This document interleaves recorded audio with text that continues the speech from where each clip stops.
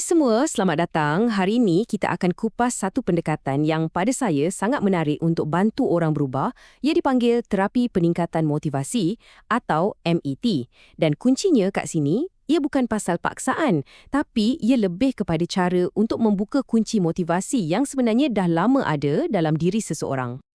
Pernah tak anda cuba bersungguh-sungguh berhujah dengan seseorang, sama ada kawan ke, ahli keluarga ke, dengan harapan dia akan berubah? Saya rasa kita semua pernah buat kan? Dan apa selalunya jadi? Ya, kita macam langgar dinding. Segala logik, fakta dan desakan kita tu selalunya tak berkesan. Malah, lagi kita tolak, lagi kuat dia bertahan. Okey, jom kita fahamkan kenapa ini berlaku. Dinding yang kita rasa kita langgar ni sebenarnya satu tindak balas semula jadi manusia. Ia dipanggil penentangan atau resistance. Dan ironinya, semakin kuat kita cuba pecahkan dinding ni dengan hujah, semakin tebal pula ia jadinya. Yang menariknya, manual MRET jelaskan yang penentangan ni bukanlah satu kelemahan karakter, macam degil atau dalam penafian. Tak. Sebaliknya, ia adalah satu tindak balas yang boleh dijangka bila seseorang tu rasa diserang atau dipaksa. Jadi, ini satu anjakan pemikiran yang sangat besar. Masalahnya mungkin bukan pada orang tu, tapi pada cara pendekatan kita. Sebab itulah terapi peningkatan motivasi ni tawarkan satu cara perbualan yang lain sama sekali. Ia tak cuba pun nak robohkan dinding tu. Sebaliknya, ia dengan sabar cari pintu. Fikirkannya macam ni, ia lebih kepada seni mempertahankan diri judo, bukannya sukan tinju. Ia guna momentum lawan, bukan lawan dengan kekerasan. Cuba kita tengok perbezaan ni. Memang ketara kan? Sebelah kiri tu pendekatan konfrontasi. Dia macam perlawanan tinju. Ada debat, ada label, ada paksaan untuk pecahkan pertahanan. Tapi di sebelah kanan, pendekatan Matt mengubah dinamik tu sepenuhnya. Ia bukan lagi satu gelanggang perdebatan, tapi dah jadi satu ruang perkongsian untuk cari jalan ke depan bersama-sama. Jadi, macam mana perbualan yang macam ni berfungsi? Ia sebenarnya dipandu oleh 5 prinsip asas yang sangat berkesan. Inilah yang menjadi nadi dan teras kepada keseluruhan pendekatan MET. Ya, ada 5 prinsip asas yang menjadi tulang belakang kaedah ni, yang menjadikannya begitu efektif. Inilah dia, kelima-limanya. Luahkan empati, kembangkan percanggahan, elakkan perdebatan, ikut arus penentangan dan yang terakhir, sokong keberkesanan diri. Nampak macam senarai biasa kan? Tapi, jom kita bedah satu persatu untuk tengok macam mana semua ni saling berkait. Okey, yang pertama, luahkan empati. Ini bukan setakat kita kata, saya faham. Tak, ini adalah satu kemahiran untuk betul-betul mendengar dan cuba faham dunia seseorang tu dari sudut pandang dia, tanpa apa-apa penghakiman. Bila kita buat macam ni, kita sedang wujudkan satu ruang yang selamat, ruang di mana dia rasa selesa untuk bercakap jujur. Prinsip kedua, kembangkan percanggahan. Bayangkan sebuah jongkang-jongket. Kat hujung sini, tingkah laku dia sekarang. Kat hujung sana pula, matlamat atau nilai-nilai penting dalam hidup dia. Tugas ahli terapi adalah untuk bantu klien nampak sendiri jurang antara dua benda ni. Sebab motivasi untuk berubah tu datang dari situ, dari kesedaran dalaman tentang jurang tu, bukan dari syarahan orang lain.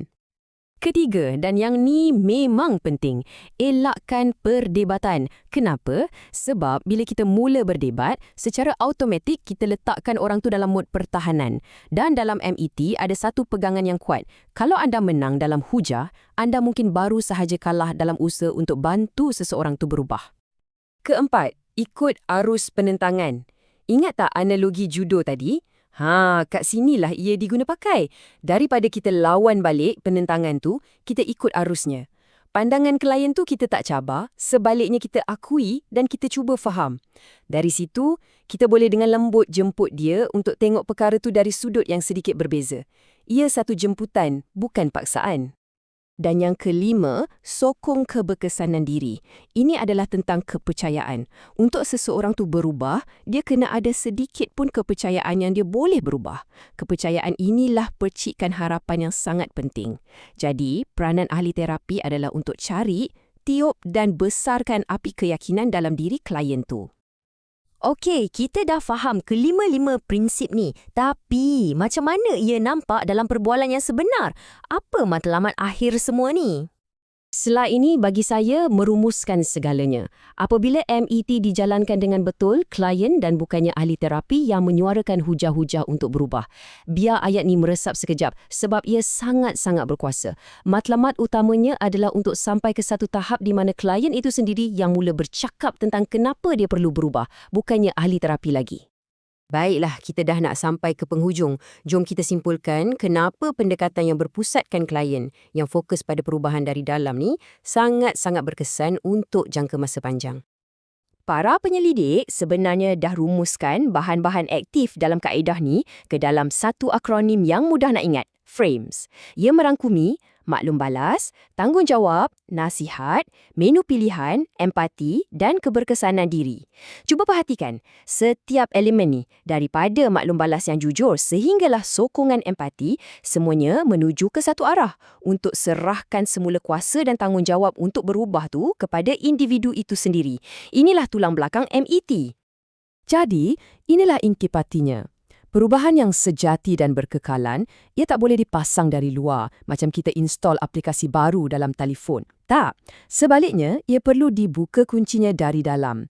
Dan kehebatan MET ni adalah pada kemampuannya untuk berikan kunci itu kepada individu tersebut supaya dia boleh buka sendiri pintu perubahan yang dah sedia ada dalam dirinya. Jadi, sebagai penutup, saya nak tinggalkan anda dengan satu soalan untuk direnungkan. Bagaimana jika kunci kepada perubahan, sama ada untuk diri kita atau untuk orang sekeliling kita, bukanlah tentang menolak dengan lebih kuat, tapi tentang membantu menyingkap motivasi yang dah sedia ada di dalam, yang mungkin cuma sedang menunggu masa untuk ditemui? Fikir-fikirkan.